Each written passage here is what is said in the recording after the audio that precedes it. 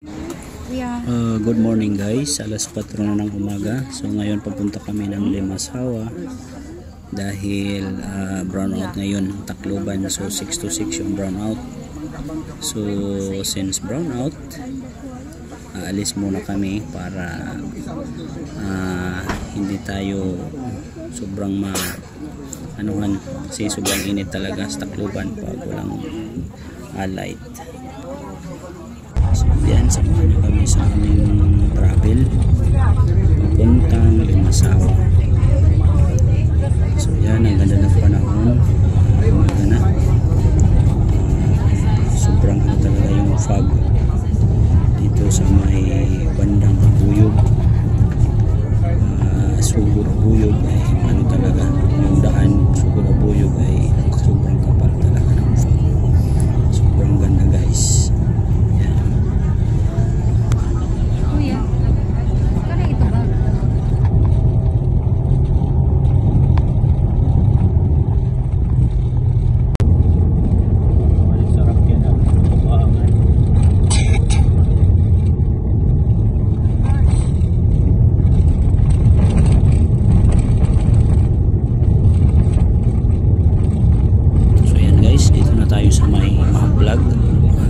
Grabe dito, sobrang kapal talaga ng fog para tayong nasa ibang bansa. Maswerte ang mga nakatira dito kasi sobrang ano talaga, malamig talaga dito guys. Malamig.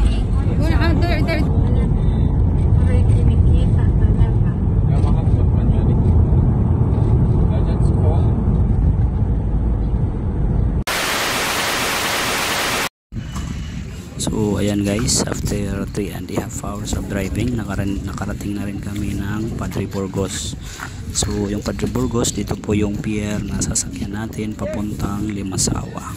So unluckily, nahuli tayo dahil napuno ng maaga yung boat na sasakyan namin.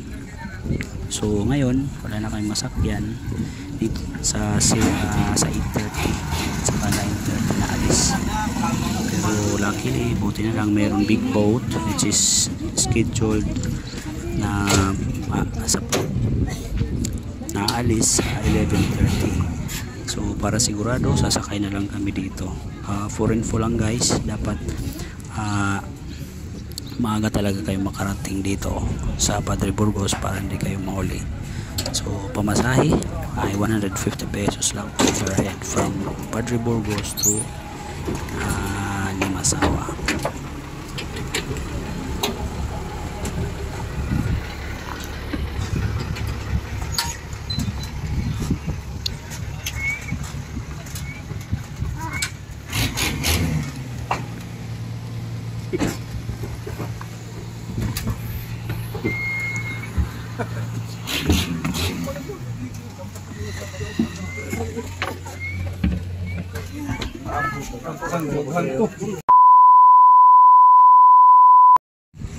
Habang di pa maalis, labas muna tayo para bumili ng tubig guys kasi wala kaming dalang tubig.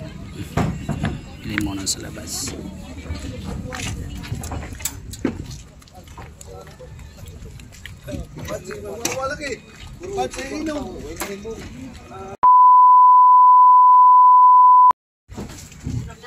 So ayan, konting tiis na lang, alis na rin kami dahil marami rin yung pasahero. So parang hindi yata abutan ng 11:30. So thanks God, makakarating na rin kami ng Limasawa. Unang ano po namin to dito sa Limasawa.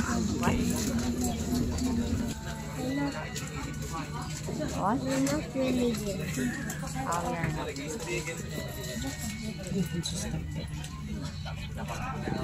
Baya ang bag niya one fresh guard. Mama, what's fresh guard? Kuya panswin namin. That traffic guard just like this. You left it? Yeah, at home.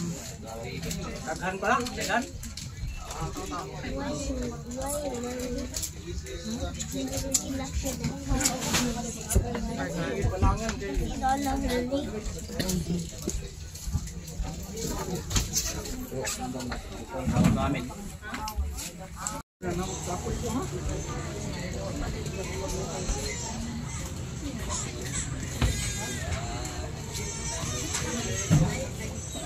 fish. So watch nyo po guys ang mga susunod naming video sa dito sa journey namin sa dito.